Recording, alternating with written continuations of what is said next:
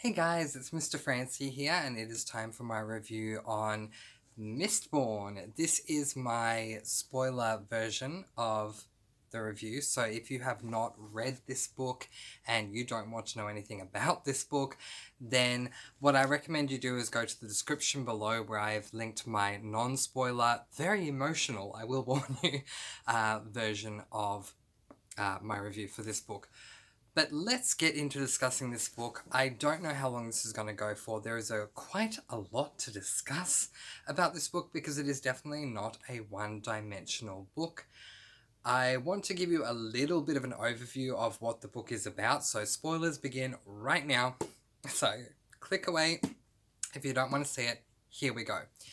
Basically, this book is about a 16-year-old girl who is, well, she's had a very tough life. She is a Scar, and basically Scar are the lowest form of class in this Mistborn. Ooh, the lighting in this Mistborn universe. Mistborn is a high slash epic fantasy novel, and so therefore the world that is created in this novel is definitely not of our own. And while there are some characters, like side characters anyway, like very distant side characters, who you might consider to have human qualities about them, the world is 100% a whole new world. So, right at the start of the book, what we learn is that there is an evil ruler who is ruling this land. Basically, he's an evil guy. He has won the throne. The evil guy won.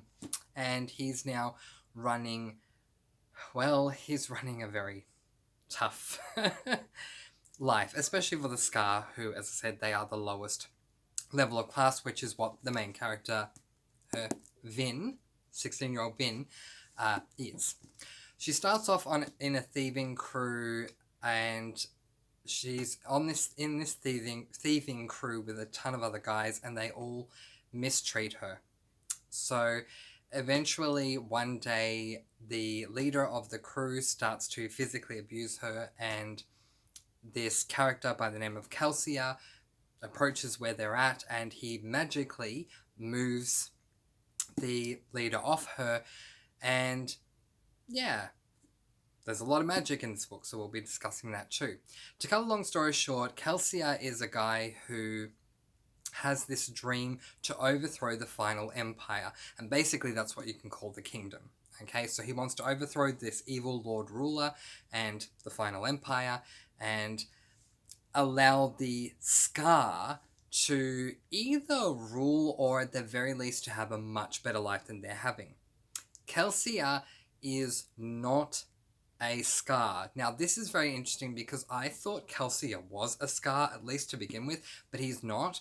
Kelsia is a nobleman. So the levels of class, at least from what I can retain, because there's just so much that goes on in this book, is Scar's the bottom. Then there's terracemen, who are next up. Then above that you have noblemen. And then there are inquisitors. And then there's the Lord Ruler. And I know I'm missing one lot. I believe they start with O.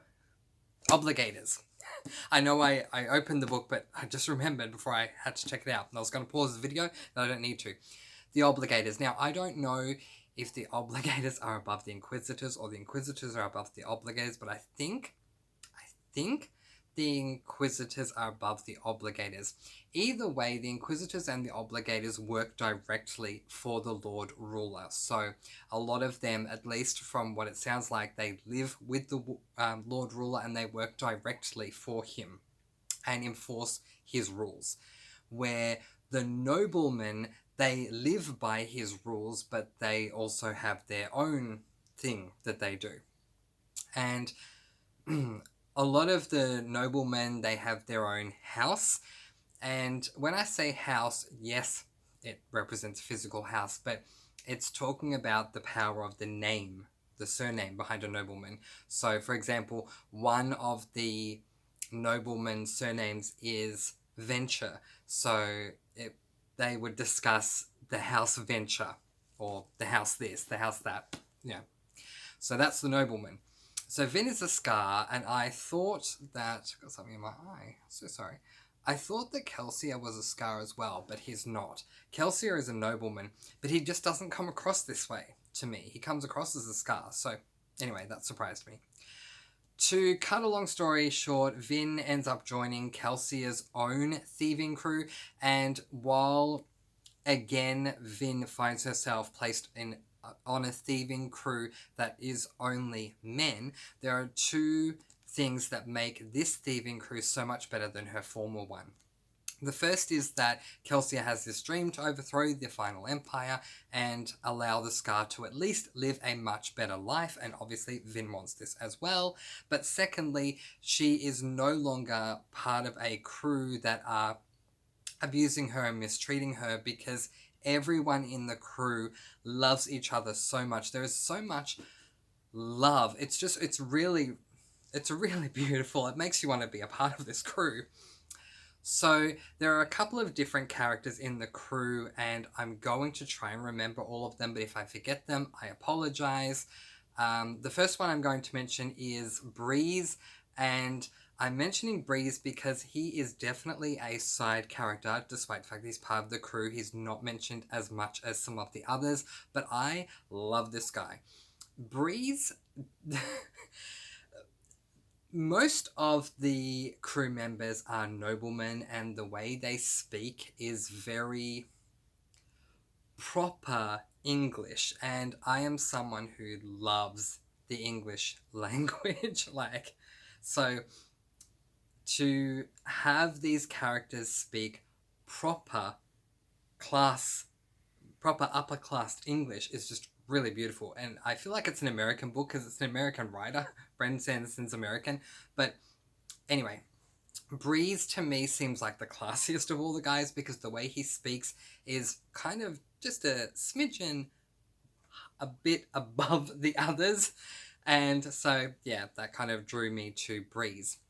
Then we have Ham. He is probably a little more rough around the edges. We then have Doxson, or Dox, who is Kelsier's right-hand man. Then we have Spook, who is a child, and he is... There is a guy named Clubs who's part of the team, the crew as well, and Spook is Clubs' nephew. There's a whole list going on here. And I hope I didn't forget anyone, but I think that's everyone. I think.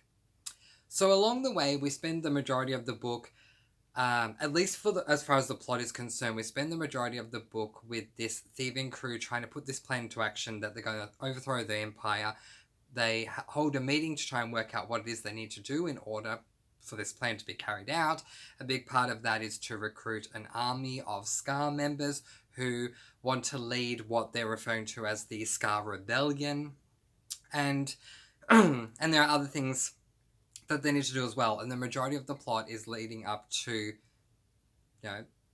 how do we make this work? And then once it has worked, once we've got everything we need, then let's go and attack, I was going to say House Venture there, and then let's go and attack the final empire and overthrow the Lord Ruler.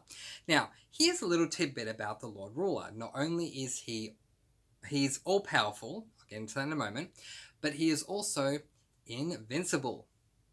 You cannot beat him. So, bless Kelsier, he is such a charismatic guy. It's hard not to love this guy, and the spirit that he carries with him as he wants the Scar to have a fighting chance is just really beautiful. But this Lord Ruler, he's immune. So, here you are planning to try and overthrow or beat or kill someone who can't be killed. Anyway, so then what happens is as we go along, we start learning about the magic system. And I really appreciated this because the thing I love more than anything else when it comes to fantasy is magical elements.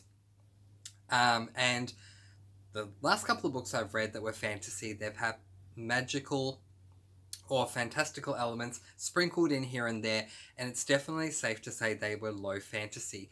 This book, Mistborn, there is so much magic in this book, and I love it because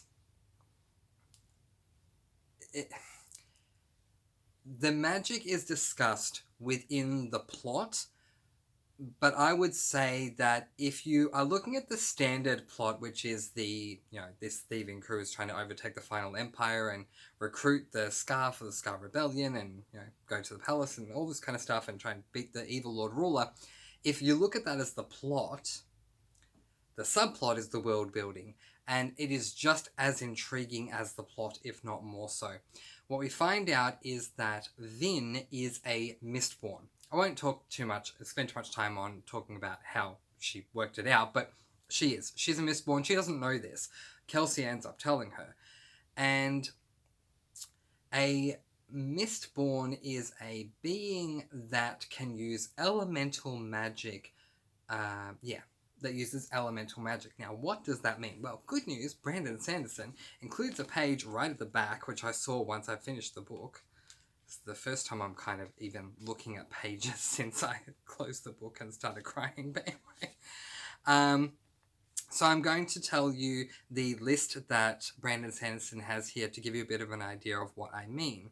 So, the elements that can be used are metals, and those metals include iron, steel, tin, pewter, zinc, brass, copper, and bronze. And so what happens is, unlike any other magical book that I've read, where magicians or witches or whatever it is, they have all this innate power within them and they're just thinking bibbidi bobbidi boo and it happens. It doesn't work that way. This is a very hard magic system. If you know what that means, then there you go. It's a hard magic system. If you don't, basically there are a ton of rules that are applied. And I don't mean laws. I mean as in L-A-W-S, but I do mean laws as in L-O-R-E-S. You cannot simply just tap into your innate magic. It doesn't work that way. Basically, in order to be able to, if you are a Mistborn, because it's rare that Mistborns exist anyway, but if you are a Mistborn, to be able to tap into this power, you need to have consumed enough of that actual metal. So there is I'm going to call it a potion because it just makes it easier to describe. There are potions created that include bits of the metal in them.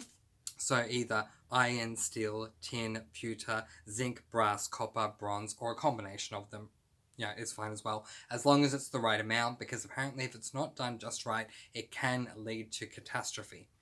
And then, once you have drunk the vial or the potion once you've drunk that potion, then you can, what they call, burn the metal within you. So that's basically burn in this book. That terminology refers to activating that power. So there will be times where the narrator will say, Vin burned steel, or Kelsey will say to her, Vin, burn your tin. And so basically what they're referring to there is activate that that metal that you now have inside of you, which it's definitely a fantasy, because can you imagine eating all this metal here in the physical reality? So it's definitely a fantasy. So yeah, that's that. Now I'm going to tell you what these metals do. If you burn iron, you can pull on nearby metals. Now what this means is that so you consume the iron, you as the Mistborn, and in the right dosage and all this kind of stuff, so there's no consequences. You consume the iron, and then any iron that is around you, you can physically pull on it. Now, yes, you can pull it to you, but you can also pull yourself to it, if that makes sense. Okay? Now, steel allows you to push on nearby metals. So rather than pulling yourself towards the metal, you can push yourself back from the metal. Okay? Tin enhances your senses. So this one is really, really cool. So for example, let's say that I'm here in my lounge room right now and I want to hear a conversation that's taking place down at the end of my street and I can't hear it because they're whispering. It's just an example. If I then burn tin, it enhances my senses and I will be able to hear what they're saying. So that's pretty cool. Pewter enhances your physical abilities. So this really comes in handy, especially during a battle, of which there are many battles throughout this book. So unlike Harry Potter, where there's like one battle in each book, there are several battles throughout this entire book. When anyone goes into battle and there's a big fight or whatever, it drains you of energy. But if you burn pewter, it enhances your physical abilities and it does keep you going as well. Zinc riots emotions. Now, this was a really interesting one also, because, yeah, we'll get on to brass in a moment and I'll be able to discuss more about what breeze can do. But riots the emotions. So let's say that you have someone that you're talking to and they're feeling mixed emotions. They're feeling happiness, sadness, joy, and anger all at once, and you only want them to be happy. You can use you can burn the zinc within you. If you're a Mistborn, you can burn the zinc within you, and you can you can write it as well. But let's say you can expand a particular emotion in others. Riot it, you can do that as well. So you can riot happiness, you can riot sadness, all that kind of stuff. Brass soothes emotions. Now, this is what Breeze does. Breeze is not a Mistborn. In fact, the only Mistborns in the entire crew are Kelsier and Vin. No one else is a Mistborn, but pretty much everyone else, I think, is something. They're just not a Mistborn. Mistborn means you can do pretty much everything. We'll get into specifics in a moment, but you can do pretty much anything, where the others, they kind of have like one thing, or most of them just have one thing that they can do.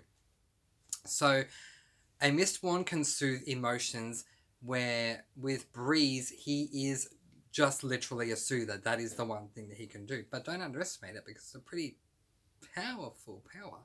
So basically, there are times when Kelsier is taking meetings with the Scar, trying to form his Scar Rebellion, and Breeze will sit back and toy with the emotions of those that are listening to what Kelsier is saying. So if Kelsier wants them to be excited by what he's saying, then Breeze can use his soother powers to have everyone feel excited. Even if they're not feeling excited at that moment, he can then use his powers and then everyone does feel excited. So that's pretty good. And that's with every emotion. And he's really good at it too. Copper is a savior and a half. Copper hides allomancy. So Mistborns use allomancy. It's kind of like saying... because the word magic isn't really used. It's not used at all in the book.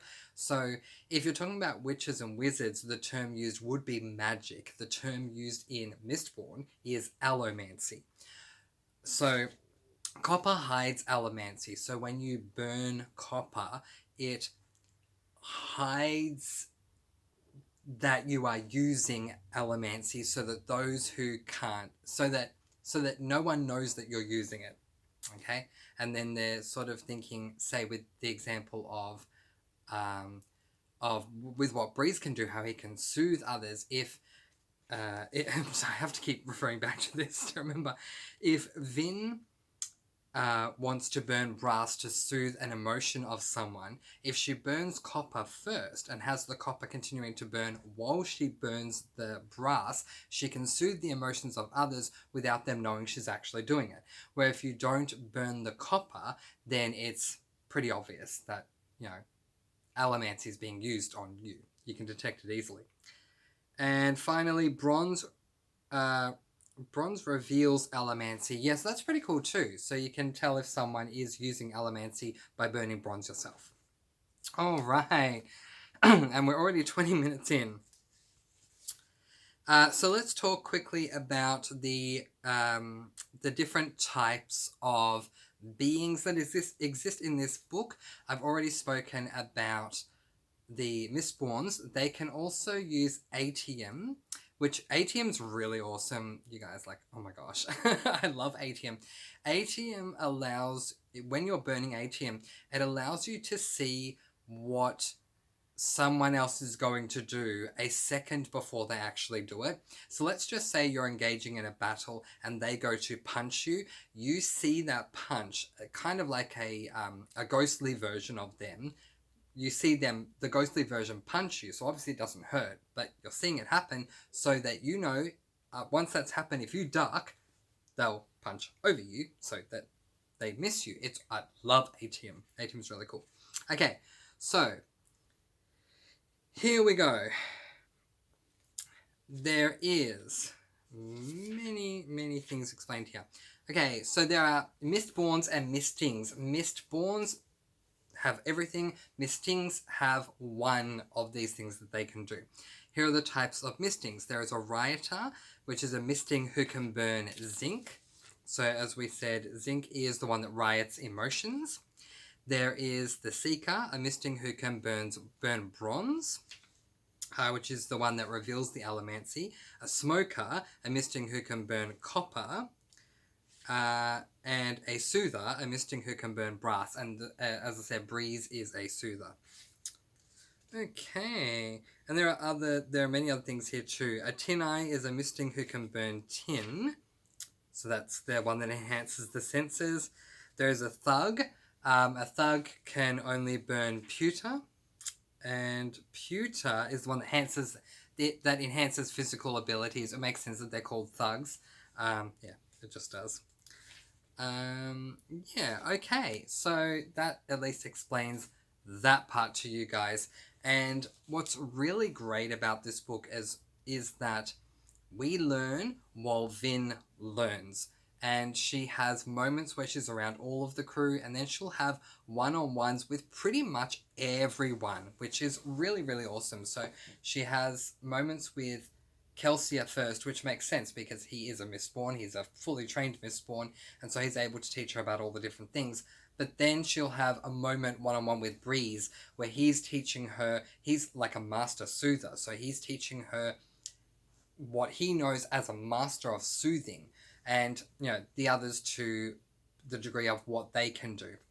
Now there is another character in the book whose name is Sazed, and I really want to talk about Sazed because he is really awesome. Sazed is oh gosh, I just said it moments ago. He's not a Scar, he's not a nobleman, he's not an obligator, he's not an inquisitor, he's the other one. And I'm going to have to look this up and pause. I'll be right back. Okay, so that was taking way too long, so I just quickly looked it up online. Excuse me. Sazed is a terraceman. And so basically that is just one level above Scar.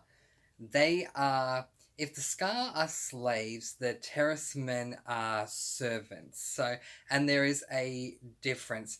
The slaves live in the slums. The Scar, who are the slaves, they live in the slums, and yeah. So they tend to, yeah. It's the backbreaking work, basically. Where terracemen are more like servants. So they will serve noblemen. At least that's the way I see it. Now, Sazed is he's such a nice guy. And he has the power of ferrochemy, which is different to allomancy. Feel free to look all that up, though, by the way, because I really should get on with my thoughts on the book. But this is what I mean. Like, I've been trying to explain to you guys for the past couple of weeks and reading vlogs and such alike how there are so many different dimensions to this book. There's just so much to explain. So yeah, with ferrochemy, I think that's how you pronounce it, ferrochemy, that one is more innate than allomancy, which obviously is where you have to drink the potion, quote unquote, with the metal in order to be able to access it. All right, now that we've discussed all that, I quickly want to... No, I'll talk about CZ as we go along. All right, so yeah, we know all about the powers. We know how they work. We know that there's allomancy, there's ferrochemy, there's all these metals that you can burn and they do this, that, and the other. Okay, we know about all the levels of classes. Okay. So, as we're traveling along, Calcia ends up doing everything he said he was going to do, and everyone really does pull their weight. They end up getting a ton of the Scar to come and assist them, and unfortunately, we get to a point around about halfway through the book where they've started, they have this army of the Scar Rebellion, and they're doing really well, but more than half of them end up getting killed, which is just really sad. But anyway, and then, the storyline continues, and there are other things that, everyone needs to do, and part of Vin's responsibility is that she is going to go and play the role of a noblewoman. Considering she's been Scar all her life, this is not something that's going to be easy for her. So she attends fancy balls and things like that, and she's quite uncomfortable about it in the beginning, but towards the end, she does really well. The reason for this is, and she likes it towards the end too, the reason she needs to do this is in order to gain information from the houses. Remember, I spoke to you about the houses earlier on, like House Venture, and there are many others. So while she's at one of the balls, she ends up meeting Elend Venture, who is not the head of the... he's not the head of House Venture. He's the head of House Venture's son. Anyway, these two end up falling in love. But I will say this, it is not the focus of the story, and that is a really good thing. How long do I have left? I think about 6 minutes. That's not... it's such a minute thing. It's definitely not a romance novel, and I really appreciate that. But anyway, it's good for you to know that that's happened, and Elend is very much like Calcia in that, despite the fact that they're both noblemen, and that while Calcia is a nobleman, he works for this crew, and Elend Venture does not work for this crew, they both don't like the way the Scar are being treated, and Elend doesn't know that Vin, who masquerades under the name of Lady Valette, interesting, but anyway, is a Scar, but he does admit to her he does not like how they're being mistreated, and, once he becomes the leader of his house, he would like to change things, and so he's forming a lot of alliances. There is a lot of politicking that goes on throughout this book as well, with all the main houses, but it all just really intertwines so well. If this was just a politics book, I don't know if I would enjoy it, but there are just, as I said, there's so many different things that go on in this book. So eventually, we are preparing, we're so very close to storming the final empire, and what ends up happening is that Clubs and his nephew end up getting captured, and they almost get executed, so Calcia ends up fighting the Inquisitors so that they can rescue Clubs and the nephew, and he ends up defeating the Inquisitor, which is really good because they are extremely tough to beat. But then the Lord Ruler shows up, and he battles Calcia, and Calcia does not battle him, and the Lord Ruler beats Calcia really easily. This is where I had a problem with Brandon Sanderson. But anyway, I'll get more into that in part 2, where I'll just talk about what I loved and what I didn't love about the book. This is just more the plot. So anyway, ultimately, yes, the Lord Ruler beats Calcia, Calcia dies, and despite the fact this is a fantasy, and I really wanted Calcia to come back, and I did not like that this happened, I was very upset with Brandon Sanderson, Calcia does not come back. He is dead. And yeah, not good. Anyway, ultimately, he ends up leaving a note for the crew, saying, if you're reading this, I'm dead, and basically insinuating that he planned this all along, and there's a reason why he planned it all along. It was so that the Scar had the Scar who didn't join the rebellion had a reason to fight because they're seeing what he's doing and he's inspired them and all this kind of stuff. And eventually, Vin ends up getting captured and taken into the castle rather than they storm the castle. And she ends up getting involved in a battle with the Lord Ruler. Things look incredibly impossible. She looks like she is going to die so many times. And while I didn't ever think she was just checking how much time I have left. While I never thought she was actually going to die because it's Vin, and I felt so betrayed that Kelsey had died, Vin is the main character. If you kill her off, that's an ultimate betrayal to the reader. So I knew she wasn't going to die, but I did fear that she was going to be locked up for the rest of the book, and book 2 was going to be about rescuing her. Not so. Sazed ends up coming to rescue her. He looks completely beaten to pretty much a pulp, and like he has no reserve. And what we find out in the book a little earlier on is that terrorist men have the ability to be really weak at night so that they save their strength for the next day, but because they are intentionally being weak at night and saving their reserves, they are twice as strong the next day, if that makes sense. So what was actually happening was that Sazed, did I say Kelsia? I meant to say Sazed. That's how complicated it all is.